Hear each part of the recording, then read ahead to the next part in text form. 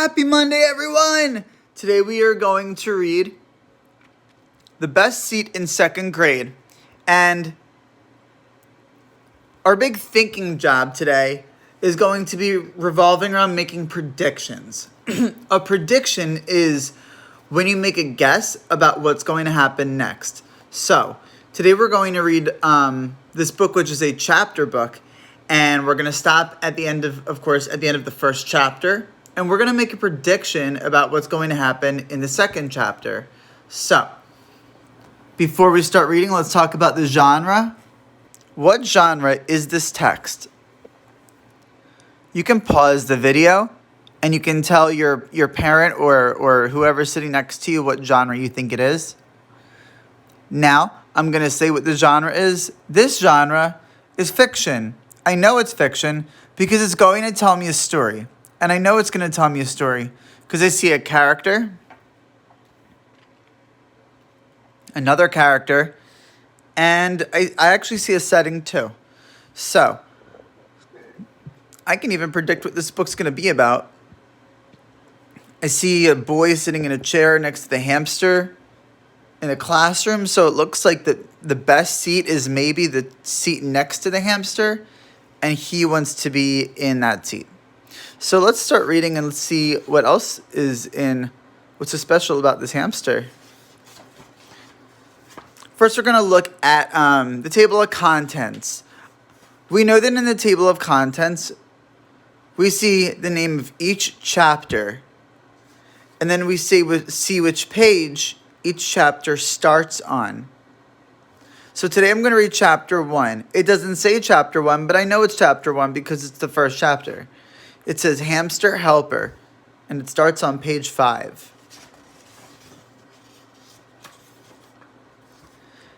Hamster Helper. Sam had the best seat in second grade. He sat at the back of room 75. He did not sit near the globe, or the dinosaur models, or the paper Pioneer fort. Sam sat beside George Washington. I want you to notice something special that I'm doing while I'm reading. And you can try this at home today. Something that I noticed before we were in our quarantine is that some friends are reading still like this. Sam had the best seat in second grade. I understand that some friends are afraid of losing where they are on the page and do not want to lose track of the word, but we don't want to point to every word, or we're going to read slowly. So watch how I point to the edge of the line as I read in scoops. That way, I'm not pointing to each word, but at the same time, my eyes are having an easier time tracking the text. This is going to be a skill that you're going to see me use throughout the week. George Washington was small. George Washington was small and round and the color of honey, and he sneezed. George Washington was a hamster. Sam loved George Washington more than anything else at school. George Washington was Sam's favorite subject. Sam's teacher, Mr. Hopper, asked, "Who knows something about lava? It pops out of volcanoes," said Sam, "the way George Washington pops out of his nest." Someone in the front row giggled. "Good answer," said Mr. Hopper. Here's a little bonus question. On Class Dojo, if you know who George Washington really was, because George Washington is a very famous person in American history, I'll give you an extra 5 dojo points. Every Monday, Mr. Hopper picked a new hamster helper. The hamster helper got to feed George Washington. Look at how even though I pointed the line, I'm still scooping to the next line. The hamster helper got to feed George Washington. The hamster helper got to make toys out of boxes and tubes. The hamster helper got to play with George Washington.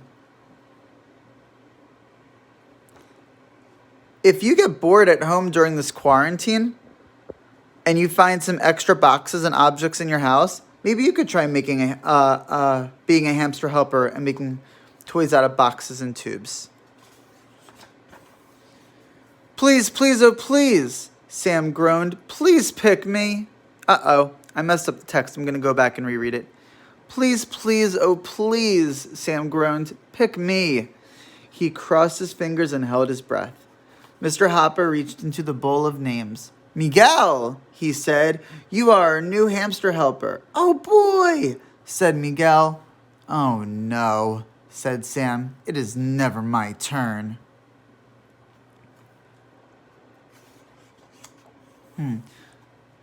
Sam was tired of waiting to be the hamster helper. He was sure George Washington was tired of his cage. Sam wanted to show George Washington the world outside of room 75. Don't forget, Mr. Hopper reminded his class, tomorrow is our trip to the Science Museum. Bring your coats, bring your lunches, and bring your permission slips. Sam decided to bring something extra. Think about the text. Sam decided to bring something extra. I want you to notice how the word extra is italicized or curved or turned differently than all the other words. Sam decided to bring something extra.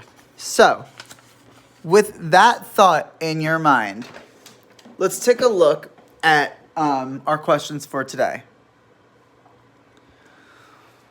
What is our story about? Now, we did not read our whole book, did we?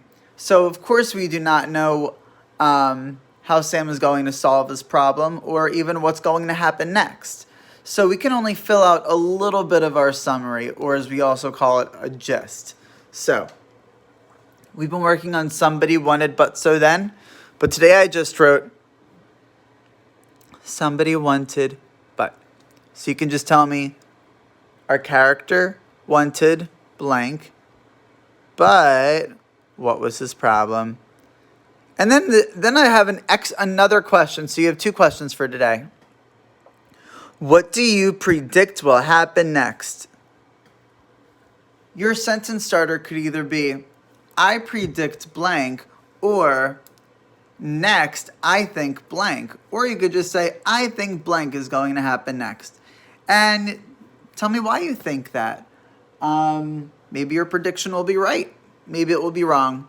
But the fun is writing it down, and then tomorrow you can take your prediction out, and when I'm reading, you can give it a big star if you got it right. It's really cool. Make sure to take pictures or write to me on Class Dojo your predictions and your summaries, and I can't wait to see you guys tomorrow. This book is 4 chapters. We are going to read it for 4 days. So tomorrow we are going to read Pocket Rider on page 15. I miss you guys. I can't believe I haven't seen you guys in so long. It's crazy. But I want you guys to know that I think about you every day. I think about teaching you all the time. I miss being in that classroom. So send me your hellos. Send me your virtual hugs and high fives. And I'll send them right back. And stay safe and stay inside. Please, please, please stay inside.